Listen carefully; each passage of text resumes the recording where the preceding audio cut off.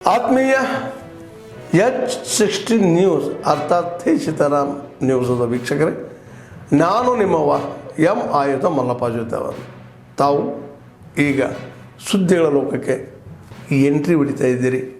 ಈ ಸುದ್ದಿಗಳನ್ನು ಪ್ರತಿಯೊಂದು ನೋಡೋ ಜೊತೆಗೆ ನಿಮ್ಮ ಅಭಿಪ್ರಾಯಗಳನ್ನು ಹಚ್ತಾ ಇರಿ. ಯಾಕಂದರೆ ಈ ಸುದ್ದಿಗಳು ನಿಮಗಾಗಿ, ನಿಮ್ಮ ಬದುಕಿಗಾಗಿ, ನಿಮ್ಮ ವೈಚಾರಿಕೆಗಾಗಿ, ನಿಮ್ಮ ತಿಳುವಳಿಕೆಗಾಗಿಯೂ ನಿಮಗೂ ಗೊತ್ತು.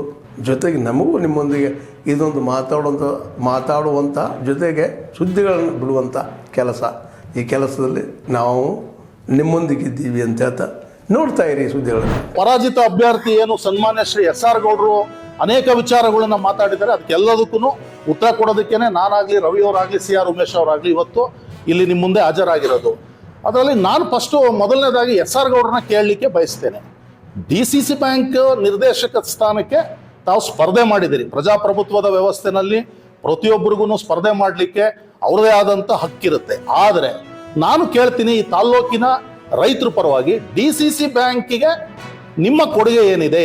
DCC ಬ್ಯಾಂಕ್ನಿಂದ ರೈತರಿಗೆ ಸಹಾಯ ಮಾಡ್ತಕ್ಕಂಥ ವಿಚಾರದಲ್ಲಿ ನಿಮ್ಮ ಕೊಡುಗೆ ಏನಿದೆ? ನೀವು ಯಾವ ರೈತರಿಗೆ ಹೋಗಿ ನಮ್ಮ ಬ್ಯಾಂಕ್ನ ಅಧ್ಯಕ್ಷನಾಗಲಿ, ನಮ್ಮ ನಿರ್ದೇಶಕರನ್ನಾಗಲಿ ಕಂಡು ಸಾಲ ಕೊಡಿಸಿರ್ತಕ್ಕಂಥದ್ದು ಏನಾದರೂ ಇದೆಯಾ?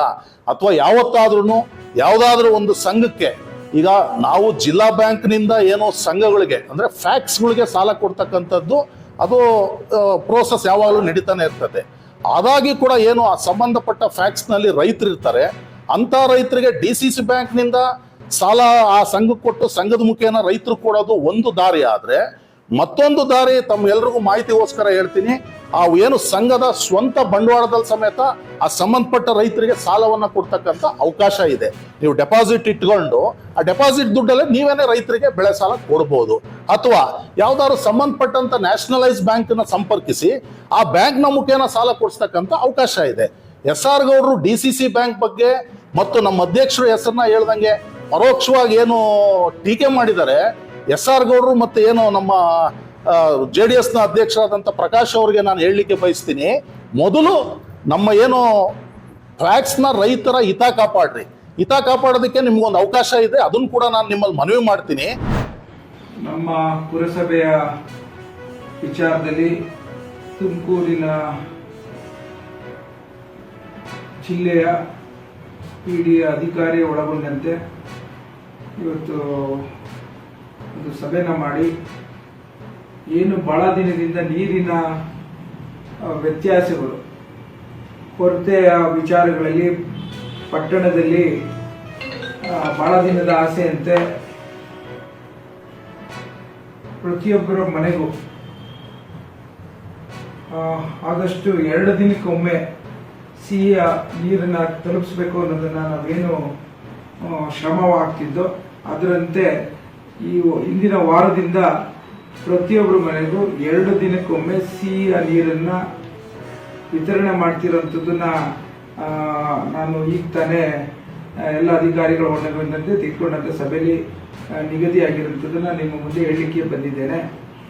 ನಾನು ಸಾಮಾಜಿಕ ತಾಣದ ಮೂಲಕ ಏನು ನಿಮ್ಮ ಮೂಲಕ ಹೇಳಲಿಕ್ಕೆ ಹೊರಟಿದ್ದೇನೆ ಅಂತಂದರೆ, ಯಾರ ಮನೆಗಾದರೂ 2 ದಿನಕ್ಕೊಮ್ಮೆ ನೀರನ್ನು ಬರದೇ ಇರೋಂಥದ್ದು ಏನಾರ ಕಂಪ್ಲೇಂಟ್ ಇದ್ದರೆ ನನ್ನ ಆಫೀಸ್ಗೆ, ಇಲ್ಲ ನನ್ನ ಫೋನ್ ಮೂಲಕ, ಇಲ್ಲ ಅಂದರೆ ಪುರಸಭೆ ಆಫೀಸ್ಗೆ ನೀವು ಆ ಒಂದು ಕಂಪ್ಲೇಂಟನ್ನು ರೈಸ್ ಮಾಡ್ಬೋದು ಅಂತ ನಾನು ಹೇಳಲಿಕ್ಕೆ ಬಂದಿದ್ದೇನೆ. ನಮ್ಮ ಅಧಿಕಾರಿಗಳು ಈ ಕೆಲಸವನ್ನು ಮಾಡಬೇಕಾದ್ರೆ ಏನಾದ್ರು ತೊಡಕಾಗಿದ್ದರೆ, ಇಲ್ಲ ಏನಾದ್ರು ವ್ಯತ್ಯಾಸಗಳಿದ್ರೆ, ಏನಾದ್ರು ಕೊರತೆ ಇದ್ದರೆ ಅದನ್ನು ಸರಿಪಡಿಸಲಿಕ್ಕೆ ನಾನು ತಯಾರಿದ್ದೇನೆ. ಸೊ ಹಾಗಾಗಿ ನಾನು ಪುರಸಭೆಯ ವ್ಯಾಪ್ತಿ ಒಳಗೊಂಡಂಥ ಎಲ್ಲ ಮನೆಗಳಿಗೂ 2 ದಿನಕ್ಕೊಮ್ಮೆ ಸಿಹಿಯ ನೀರನ್ನು ಮತ್ತು ಪ್ರತಿದಿನ ಬೋರ್ವೆಲ್ ನೀರನ್ನು ವಿತರಣೆ ಮಾಡ್ತಿರೋಂಥ ವಿಚಾರದಲ್ಲಿ ಏನಾದರೂ ವ್ಯತ್ಯಾಸ ಇದ್ದರೆ ಸರಿಪಡಿಸಲಿಕ್ಕೆ ನಾವು ತಯಾರಿದ್ದೇವೆ ಅನ್ನೋ ಮಾತನ್ನು ಈ ಮೂಲಕ ಹೇಳ್ತಾ ಇದ್ದೀವಿ. ಧನ್ಯವಾದ. 15ನೇ ತಾರೀಕು ಚಳ್ಳಕೆರೆ ಠಾಣೆಯಲ್ಲಿ ಒಂದು ಕಳ್ಳತನ ಪ್ರಕರಣ ದಾಖಲಾಗಿತ್ತು. ಇದರ ಡೀಟೇಲ್ಸ್ ನೋಡಿದ್ರೆ ಕಂಪ್ಲೇಂಟ್ KY ಗುರುಪ್ರಸಾದ್, ಇವರು ರಿಟೈರ್ಡ್ CBI SP, ಇವರು ಬ್ಯಾಂಗ್ಳೂರಲ್ಲಿ ವಾಸ ಇರ್ತಾರೆ. ಇವರು ಬಳ್ಳಾರಿಯಲ್ಲಿ ಅವರಿಗೆ ಸೇರಿದ ಒಂದು ಜಮೀನನ್ನು ಮಾರಾಟ ಮಾಡಿ ದುಡ್ಡನ್ನು ಒಂದು ಬಾಡಿಗೆ ಕಾರ್ನಲ್ಲಿ ಇಟ್ಕೊಂಡು ವಾಪಸ್ ಬರ್ತಾ ಇರ್ತಾರೆ. Total amount 97 lakhs. ಇವರು ವಾಪಸ್ ಬರುವಾಗ ಚಳ್ಳಕೆರೆಯಲ್ಲಿ ಒಂದು ರೆಸ್ಟೋರೆಂಟ್ ಹತ್ರ ಊಟ ಮಾಡಲಿಕ್ಕೆ ನಿಲ್ಲಿಸ್ತಾರೆ. ಆವಾಗ ಈ ಕಾರಿನ ಡ್ರೈವರ್ ರಮೇಶ್ ಬೇಗ ಊಟ ಮುಗಿಸ್ಕೊಂಡು ಹೊರಗಡೆ ಬಂದು ಕಾರ್ನಲ್ಲಿ ಪರಾರಿ ಆಗುತ್ತಾನೆ ದುಡ್ಡು ಜೊತೆ. ಸೊ ಇವನು ತನ್ನ ಮೊಬೈಲ್ ಸ್ವಿಚ್ ಆಫ್ ಮಾಡಿಕೊಂಡು ಪರಾರಿ ಆಗ್ತಾನೆ. ನಂತರ ಗುರುಪ್ರಸಾದ್ ಅವರ ಕಂಪ್ಲೇಂಟ್ ಮೇಲೆ ನಾವು 25ನೇ ತಾರೀಕು ಈವ್ನಿಂಗ್ ಚಳ್ಳಕೆರೆಯಲ್ಲಿ ಕಳ್ಳತನ ಪ್ರಕರಣ ದಾಖಲಾಗಿತ್ತು. ಪ್ರಕರಣ ದಾಖಲಾದ ಕೂಡಲೇ ನಾವು 3 ತಂಡಗಳನ್ನು ರಚಿಸಿ ಈ ಕಾರ್ಯಾಚರಣೆಯನ್ನು ನಡೆಸಿದ್ದೇವೆ. ಇದರಲ್ಲಿ PSI ಈರೇಶ್ ಇವರ ಟೀಮು ಪಾವಗಡ ಹತ್ತಿರ ಈ ಆರೋಪಿಯನ್ನು 26ನೇ ತಾರೀಕು ಬೆಳಗ್ಗೆ ವಶಪಡಿಸಿಕೊಳ್ಳುವುದರಲ್ಲಿ ಯಶಸ್ವಿ ಆಗ್ತಾರೆ. ತದನಂತರ ಆರೋಪಿಯನ್ನು ದಸ್ತಗಿರಿ ಮಾಡಿ ಅವನ ಹೇಳಿಕೆ ಪ್ರಕಾರ ನಾವು ಈ ದುಡ್ಡನ್ನು ನಾವು ಪಾವಗಡದಲ್ಲಿ ಇರುವ ಅವರ ಅಜ್ಜಿ ಮನೆಯಲ್ಲಿ ಸೀಸ್ ಮಾಡಿದ್ದೇವೆ. Total amount 97 lakhs intact seize ಆಗಿತ್ತು. ಸೊ ಈ ಒಂದು ಪ್ರಕರಣದಲ್ಲಿ ನಮಗೆ ತುಮಕೂರು ಪೊಲೀಸರು ಮತ್ತು ಅನಂತಪುರ ಪೊಲೀಸರು ಮತ್ತು ಸತ್ಯಸಾಯಿ ಡಿಸ್ಟಿಕ್ ಪೊಲೀಸರು ನಮಗೆ ಸಹಕಾರ ಮಾಡಿದ್ದಾರೆ. ಅವರಿಗೂ ಅಭಿನಂದನೆಗಳು. ಮತ್ತು ಈ ಒಂದು ಪ್ರಕರಣದಲ್ಲಿ ಇಷ್ಟು ಕ್ಷಿಪ್ರವಾಗಿ 24 ಗಂಟೆ ಒಳಗಡೆ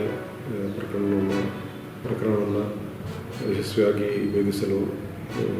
ಭೇದಿಸಿದ್ದ ನಮ್ಮ ಎಲ್ಲ ಆಫೀಸರ್ಸ್ DSP ರಾಜಣ್ಣ ಮತ್ತು ಚಳ್ಳಕೆರೆ ನಿರೀಕ್ಷಕರಾದ ಕುಮಾರ್ ಮತ್ತು PSI ಶಿವರಾಜ್ ಮತ್ತು PSI ಈರೇಶ್ ಇವರೆಲ್ಲರೂ ಕೂಡ ಅಭಿನಂದನೆಗಳನ್ನು ಸಲ್ಲಿಸುತ್ತೇನೆ ಮತ್ತು ಅವರಿಗೆ ನಗದು ಬಹುಮಾನವನ್ನು ಮತ್ತು ಪ್ರಶಂಸನಾ ಪತ್ರವನ್ನು ಘೋಷಿಸುತ್ತೇನೆ.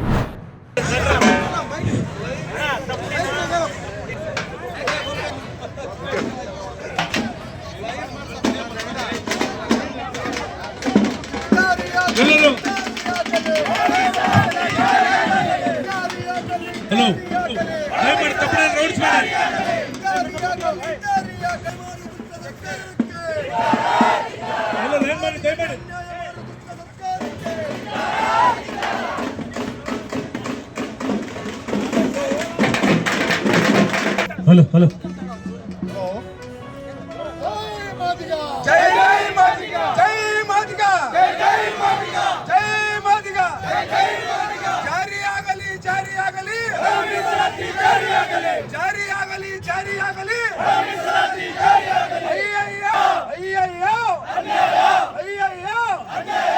ಮಾದಿಗರಿಗೆ ಮೋಸ ಮಾಡ ಸರ್ಕಾರಕ್ಕೆ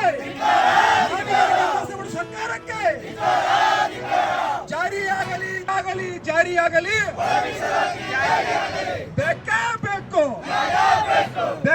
ಬೇಕು ಅಯ್ಯಯ್ಯೋ ಮಾದಿಗರಿಗೆ ವಂಚನೆ ಮಾಡುತ್ತಿರುವ ಕೆಟ್ಟ ಸರ್ಕಾರಕ್ಕೆ ಜಾರಿಯಾಗಲಿ ಒಳ ಮೀಸಲಾತಿ ಜಾರಿಯಾಗಲಿ ಒಳ ಮೀಸಲಾತಿ ಜಾರಿಯಾಗಲಿ ಬೇಕು ಚಿತ್ರದುರ್ಗ ಮಾದಿಗ ಮಹಾಸಭೆಗೆ ಜೈ ಮಾದಿಗ ಜಾರಿಯಾಗಲಿ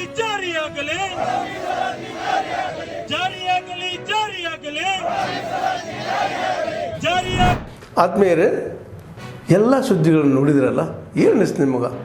ಇದರಲ್ಲೇ ನಿಮ್ಗೆ ಲೈಕ್ ಆಗಿರ್ಬೋದು, ಡಿಸ್ಲೈಕು ಆಗಿರ್ಬೋದು, ಕಾಮೆಂಟ್ ಬೇಡಪ್ಪ ಅಂತೂ ಅನಿಸಿರ್ಬೋದು, ಕಾಮೆಂಟ್ ಮಾಡಬೇಕಪ್ಪ ಅನಿಸಿರ್ಬೋದು, ಶೇರ್ ಮಾಡಬಾರ್ದಪ್ಪ ಅನಿಸಿರ್ಬೋದು, ಅದು ಮಾಡಬೇಕು ಅನಿಸಿರ್ಬೋದು. ಏನಾದರೂ ಆಗಲಿ ಶೇರ್ ಮಾಡ್ತಾಯಿರಿ, ಈ ನ್ಯೂಸ್ಗಳನ್ನ ಹಂಚ್ತಾ ಇರಿ, ಜೊತೆಗೆ ಇದಕ್ಕೆ ಸಬ್ಸ್ಕ್ರೈಬ್ ಆಗ್ತಾಯಿರಿ ಅಂತ ಹೇಳ್ತಾ H16 ನ್ಯೂಸ್ ಅರ್ಥಾತ್ ಹೇ ಸೀತಾರಾಮ್, ಇದು ಸತ್ಯದ ಕೈಗನ್ನಡಿ. ವಂದನೆಗಳು.